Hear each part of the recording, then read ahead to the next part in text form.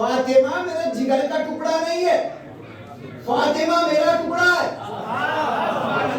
یہاں سے سنیے، فاطمہ میرا ٹکڑا ہے، اس کا مطلب یہ ہے کہ میں رسول ہوں تو رسالت کا ٹکڑا، میں نبی ہوں تو نبوت کا ٹکڑا، میں امام ہوں تو امامت کا ٹکڑا۔ آپ محدود نہ کریں شہزادی کو اس لیے کہ نبی ہے تو نبوت کا ٹکڑا فاطمہ، امام ہے امامت کا ٹکڑا فاطمہ، رسول ہے رسالت کا ٹکڑا فاطمہ۔ تو بات سمجھ میں آ گئی، جس نے انہیں اذیت پہنچائی اس نے نبی کو اذیت پہنچائی، اس نے رسول کو اذیت پہنچائی، اس نے امام کو اذیت پہنچائی۔ ایک صلوات پڑھیے۔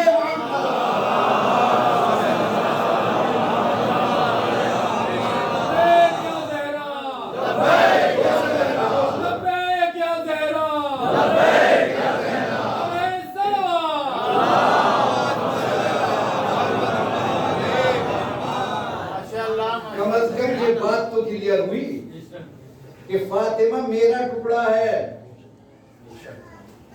میرے جگر کا نہیں۔ ایک سوال کر لوں آپ لوگوں سے، دیکھیں فضیلتیں پڑھ رہا ہوں شہزادی کی میں، آپ کچھ خاصیتیں بھی کچھ باتیں ہیں جو آپ تک پہنچا کے جاؤں۔ جب انسان بیمار ہوتا ہے تو وہ کہاں جاتا ہے؟ بچے کہتے ہیں کہ ہاسپٹل میں، ہاں ڈاکٹر کے پاس۔ جب انسان بیمار ہوتا ہے تو کہاں جاتا ہے؟ ڈاکٹر کے پاس۔ کیوں جاتا ہے بھائی؟ سکون کے لیے جاتا ہے کہ نہیں جاتا؟ ہاں بات توجہ رہے میرے ساتھ بھائی، یوں بدل دینا آپ لفظوں کو بھائی۔ جب انسان بیمار ہوتا ہے تو کیوں جاتا ہے ڈاکٹر کے پاس؟ وہ ہر آن سکون چاہتا ہے کہ مجھے کہیں سکون مل جائے۔ ایک روز میرا نبی بھی بیمار ہوا، ایک روز میرا نبی بھی بیمار ہوا۔ ہم نے نبی کو کسی بیوی کے دروازے پہ نہیں دیکھا، ہم نے نبی کو کسی بیوی کے دروازے پہ نہیں دیکھا۔ جب بیمار ہوئے تو اپنی بیٹی کے دروازے پہ آ گئے۔ پوچھا گیا کیوں آئے؟ کہا انسان وہاں جاتا ہے جہاں سکون۔ اب دوسرا جملہ برداشت کیجئے، لوگ کہتے ہیں آپ امام بارگاہ میں کیوں آتے ہیں؟ ارے وہاں جاتا ہے انسان جہاں۔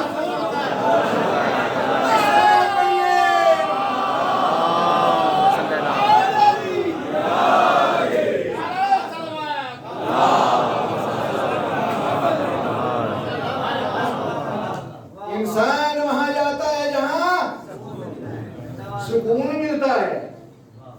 شہزادی کے گھر پہنچے نبی، کیوں؟ سکون ملے۔ گھر سے اپنی چادر لے آتے نا، چادر بھی لے کے آئے نہیں، چادر بھی مانگی تو بیٹی سے، اور کیا کہہ کے مانگی؟ حدیث قصہ پڑھتے ہیں سبھی بھائی، کوئی شادی ایسی نہیں جس میں حدیث قصہ نہیں۔ ہر شب جمعہ کو ہم نے دعائے کمیل چھوڑ کے حدیث قصہ پڑھنا شروع کیا ہے۔ کیوں بھائی؟ مولوی صاحب حدیث قصہ جلدی ہو جاتی ہے، دعائے کمیل میں تھوڑا ٹائم لگتا ہے کہ نہیں ہے؟ بتا دو بھائی، بات غلط کہہ رہا ہوں تو حدیث قصہ پڑھ دو بس، مولوی صاحب جلدی کرو۔ کیوں بھائی کیا ہو گیا؟ جلدی کرو۔ لیکن ہمارا، میرے استاد کا جملہ ہے، جانتے ہیں مولوی صاحب، ہماری یہ قوم جو ہے نا، قوم ہماری، ہم سب مل کے، ہم سب، میں نہیں، ہاں میں نہیں، ہم سب، اس لیے کہ طاقت میں نہیں ہے، طاقت میں ہے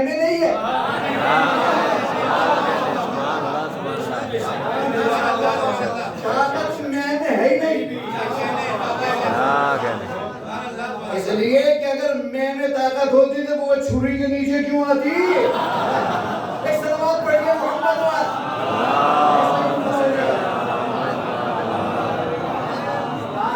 میں طاقت نہیں ہے، طاقت ہم میں ہے، ہم یعنی اتحاد۔ دیکھو بہت جلدی آپ لوگوں تک باتیں پہنچا رہا ہوں۔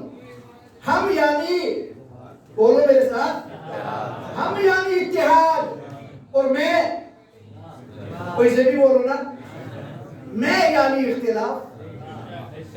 مجھے بتائیے تو کیا کوئی یہ پسند کرے گا کہ میں، یا کوئی پسند کرے گا ہم؟ اچھا آپ یہ کہو گے کہ مولوی صاحب تو آتے ہیں ممبروں سے بیان کر کے چلے جاتے ہیں، سمجھ میں نہیں آتی کیا کہنا چاہتے ہیں. تو آؤ میں آپ کو مثال دیتا ہوں.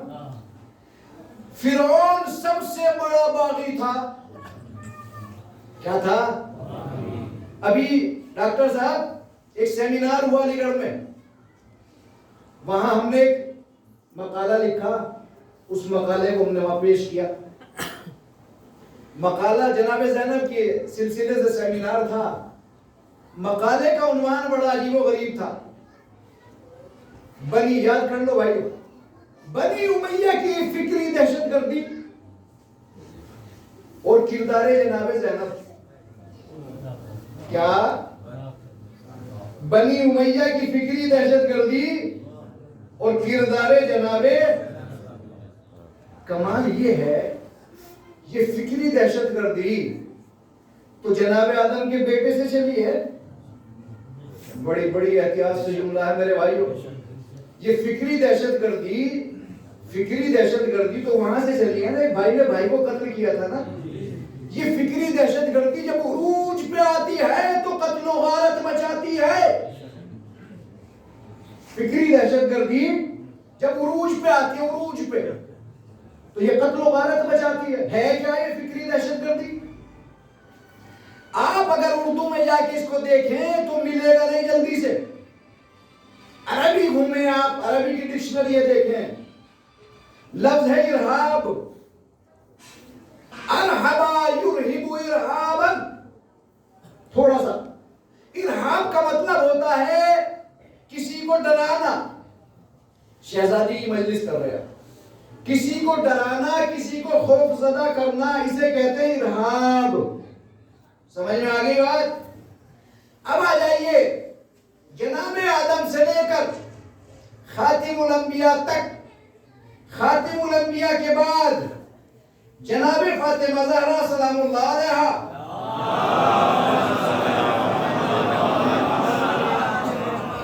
اس کے بعد آ جائیے امام علی علیہ السلام، امام حسن علیہ السلام اور امام حسین علیہ السلام. کربلا میں آ کے یہ عروج پہ پہنچی. کیا ہوتا ہے اس میں؟ یہ شہزادی کے سلسلے سے بات ہو رہی ہے بھائی.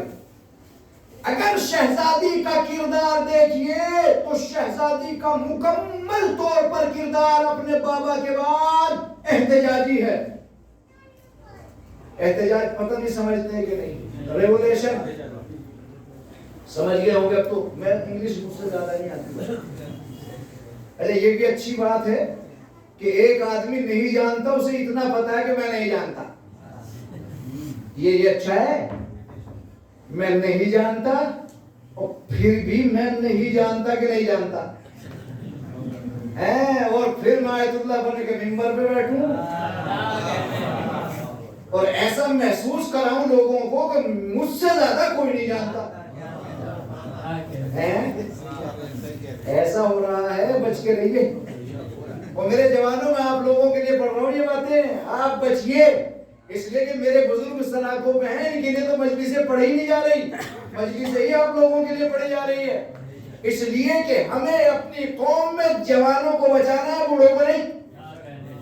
اگر میرے جوان بچ گئے تو یاد رکھنا آباء و اجداد کا نام بچ جائے گا. ایک سلام پڑھیے محمد.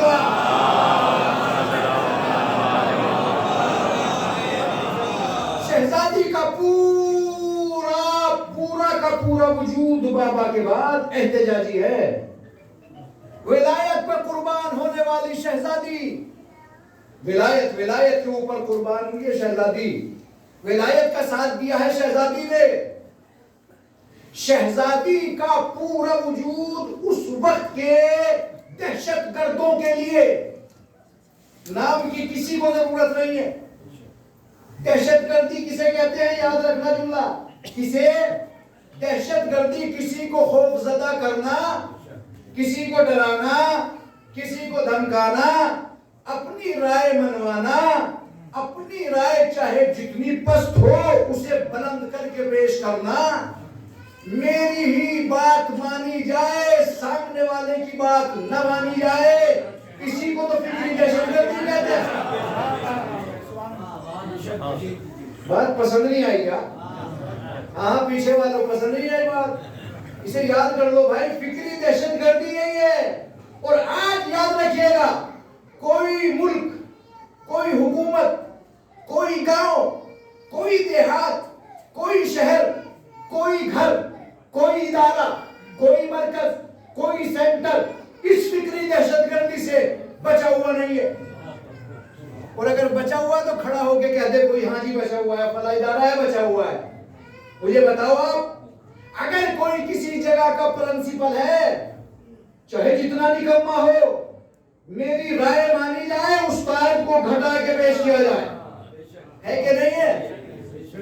ایسے ہی حکومتیں ہو گئی، چاہے جس حکومت کو اٹھا کے دیکھ لیجئے، اور اس زمانے میں، جس زمانے میں شہزادی زندگی گزار رہی اپنے بابا کے بعد، اس زمانے میں بھی یہی ہو رہا تھا، فکری دہشت گردی شروع ہو گئی، جو ہم کہتے ہیں وہ مانو۔